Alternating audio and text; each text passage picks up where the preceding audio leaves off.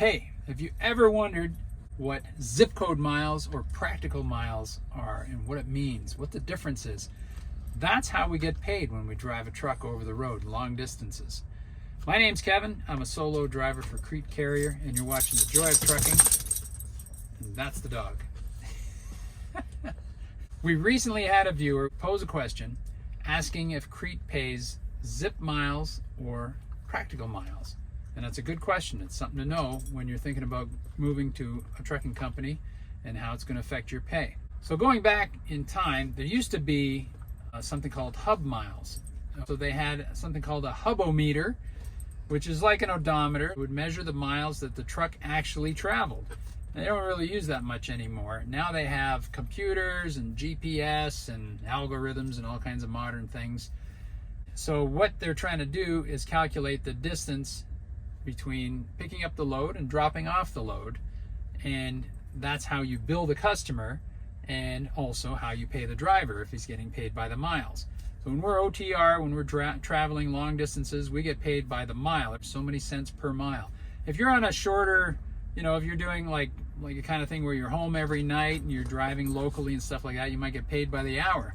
Some drivers will get paid a percentage of the load, like the contract to move the load. They'll get a cut of that, and that's different too.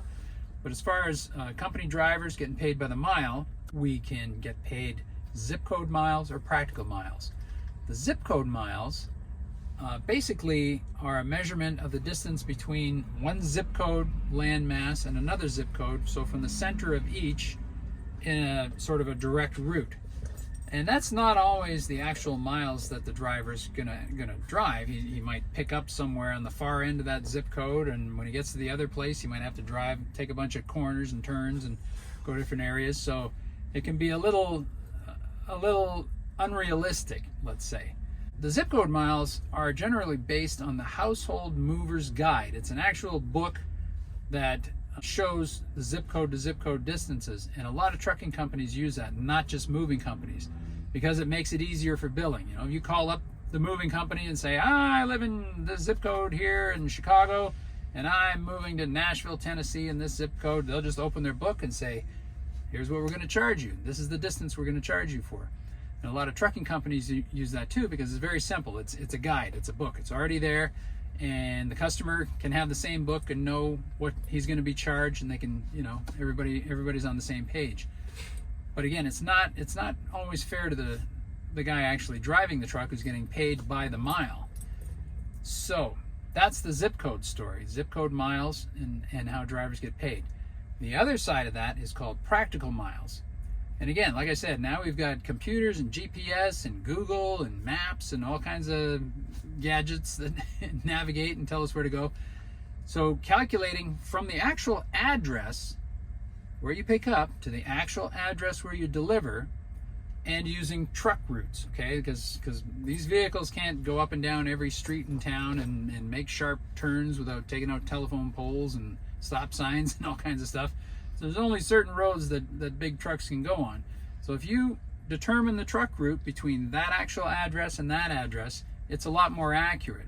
And the driver will actually get paid for the miles that he's driving to deliver the load. Now, it's not 100% accurate. Let's look at a place where you've got a small town, and you come along on the interstate, and suddenly you're going in a curve around that town. The practical miles would be the shortest route, which means you'd go through the town if there's a truck route, and you'd stop at every traffic light and school bus and make a lot of turns and things like that, right down Main Street, right? So it's quicker, it's more efficient, but it is more miles to take a loop around a town or a city. And in that regard, you're not getting paid for that additional, you're going off the most direct route. But it is still a lot better. The practical miles are a lot closer to the distance you're actually gonna drive.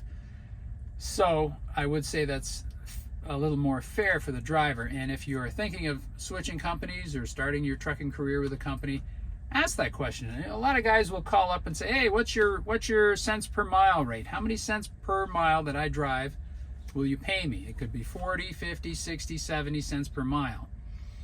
That's very important, and that's the first thing you ask. But then you also want to ask, how many miles am I going to get? If I get 70 cents a mile, but you only give me 1,000 miles a week, and I'm sitting around a lot, and I'm not really moving that much, I'm not driving very far, it doesn't add up to much. If I'm getting 50 cents a mile, but I'm getting 3,000 miles a week, that's going to be a lot more money, right? So you're going to have that idea of what kind of miles you're getting. You don't always know until you're actually doing the job, and it helps to talk to other drivers and check out, you know, the actual scene.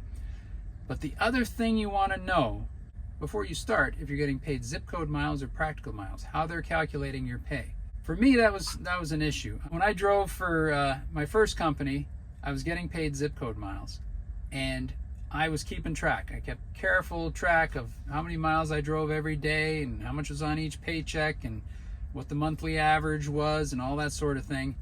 And at the end of the year, I realized I had not been paid for about 10% of the miles that I drove. That was quite a chunk as far as I was concerned. So in other words, you're working for free 10% of the time.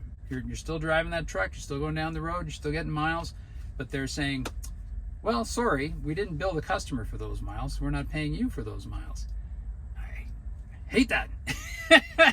I'm out here to work, and I'm not here to work for free, so you better pay me. So anyway, that's something you got to think about, something to remember, and now you know the difference, and now you know the right question to ask. So that was one of the reasons why I chose to drive for Crete, because they do pay practical miles. And when we were doing our search for a trucking company to work for, there were a couple others that paid very well as far as cents per mile, had nice trucks and all that sort of thing.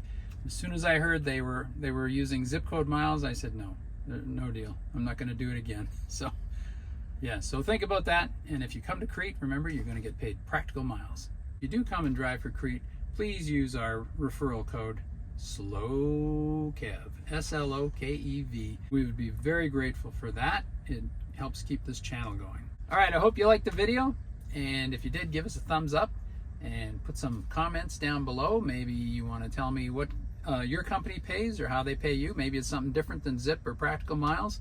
I'd be interested to know that too. If you have any other questions for us, please put them in the comments below as well. So hit the subscribe button, ring the notification bell, and we'll see you down the road. Let's make some miles.